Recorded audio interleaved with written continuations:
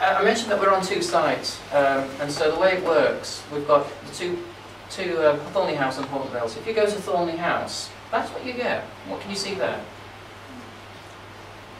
An apple. An apple! Why would there be an apple on the homepage and not the letters after my name or whatever it might be? Why would it be an apple? Made for modern health. Because there's actually more evidence for apples and pears and vegetables than there is for most of the tablets that we have. So, if you click on the apple, it takes you to a 5-a-day live webpage. It's a completely different way. We aren't pushing pills, even though that might be what we are, drug dealers. But actually, what I really want patients and the public to know about is what to do with the fussy eater, what to do about having a quick meal, what are the 5 things that we can do. And you can start to see, clinicians in the audience and the patients, how actually this is the kind of stuff that we need to bring up. There's a huge amount of money that the NHS will have spent developing a website that no one ever knows about. What we're doing, signposting people to good quality information so they can make the decisions themselves. That's what this is about.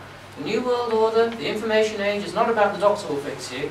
It's about us providing information so that you can make healthy choices for yourself. Or not, as the case may be. It's your choice. Can I just ask, do you know how many people are actually linking in, looking at those sites?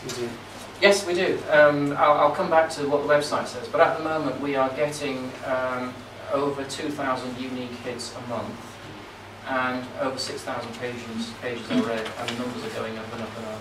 And is that your patients, or is that people? We can't see whether it's patients because we're not asking who's logging in. All we know is this is what's happening. The numbers are going up, and from my point of view, I'm delivering healthcare to everybody. That's why it's not just focusing on my patient population. It's not just focusing on the community in Hyde. Healthcare is global. I think that's the point I made. Real-time digital medicine is wherever you are. So I don't really mind if you decide to look at this. But remember that when you look at this, you'll be looking at the services that we're offering, not the services that you're offering. And the trick is not to see what they're doing 50 miles away from here. It's what can I do for my patient population, and what can the patients here do to find out how they can get the best from this practice. Okay. There's a lot to see on the website, and I'm not going to go through it all. But one of the things that I sort of thought about was, normally when you go to a practice or an organisation of any sort, all they're interested in telling you is, this is what we do, and these are the doctors, and these are the services that we've got. When actually you could be a patient who's got diabetes, and actually you don't really care that much about how many doctors there are or nurses there are. I just want to know, how is this organisation going to help me with my diabetes, or my depression, or my heart disease, or my Gilbert's disease, or whatever else it might be. And so I started to think about a world where actually, let's try and think about not healthcare across the board, or healthcare at this particular practice, but let's think about diabetes care, because I might happen to have diabetes, and start to think about, what does that mean for me?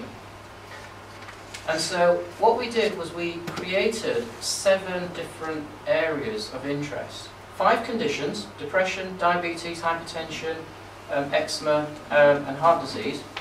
1 prevention, which is immunisations, and then 1 normality, which is pregnancy. And it's to try and describe a framework to help people to start to understand how they can put information in. So I started to imagine, right, I've got diabetes, what's the first step? Well, actually, and that's a video that tells you what this is about, but the first step is to say, well, how do you know you've got diabetes? And that's why you need the access to your records, because what you need to do as a patient is say, does it have diabetes in there? Because if it doesn't, I have got diabetes. If it isn't, then I need to go and find out why not.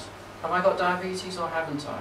There's absolutely no point in looking at anything else if you've not got step 1, and that's why the patient access to records is so important, because it's the fundamental step. It tells you what conditions you've got.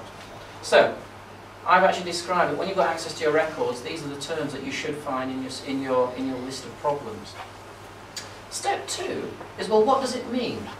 And I've put there some links to websites that you might want to look at that gives you more information about diabetes. So step 1 is NHS Choices.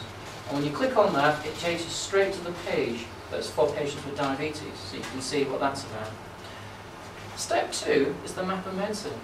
That's where I put the map of medicine. I'll show you some pictures of map of medicine later.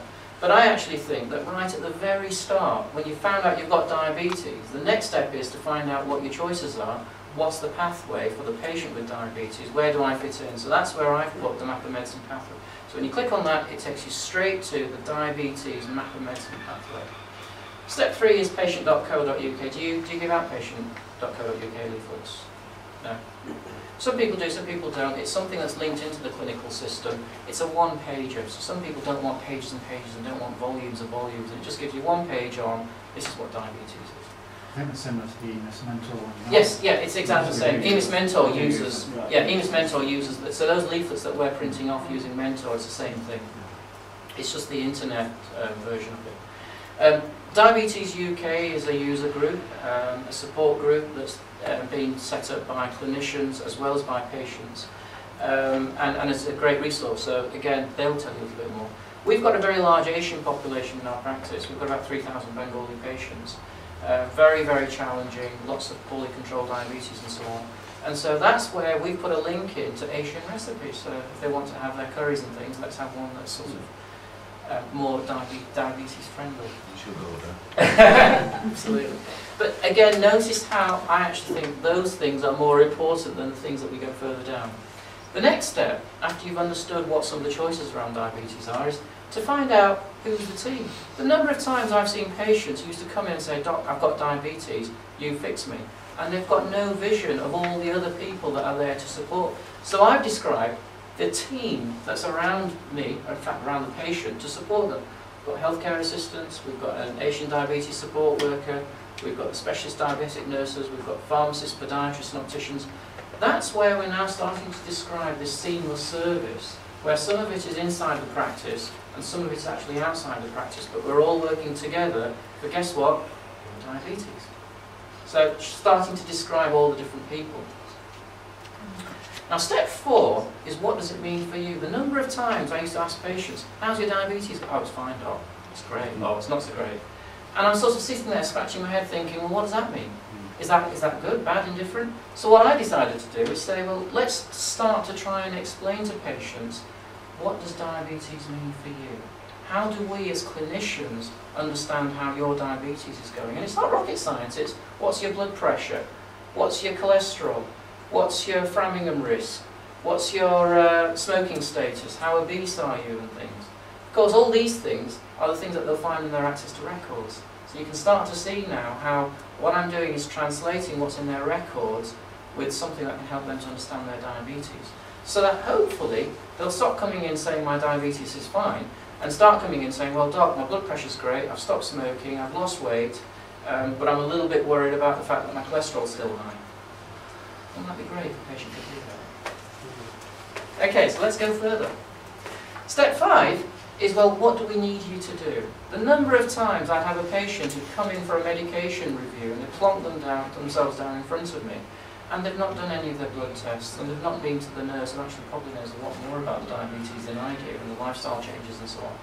So what I decided to do was show them, first of all, what are the tests that we're doing and why, so EGFR, and yes, they've heard about the fact that diabetes affects their kidney, but I actually want them to know that the way we assess their kidney is by looking at their sodium, potassium, urea, creatinine and EGFR. Again, when they're looking at their test results, they can start looking at these things and it can start meaning something to them. And then start talking to them about what we expect from them, the fact that they need a blood pressure twice a year at least, the fact that they need a medication review and so on. And then give them an order of how to go about doing it. Go to the healthcare assistant first, bring a urine sample with you, get your fasting tests done, then schedule an appointment with the nurse who can then review you. And actually, it's only if everything is off the scale and she doesn't know quite what to do with you that she'll forward you on to me. Rather than the other way around, where the patient comes to me and has had nothing done, and then you're saying to the patient, no, go back, you need to book an appointment with the healthcare assistant. They then come back to me and say, no, it's not me you need, it's the nurse that you need, because she's got much better skills and abilities in helping you with wherever you are in your diabetes. So it's starting to show what's locked up inside my head or the practice manager's head, and starting to make it available for patients to be able to read. Okay.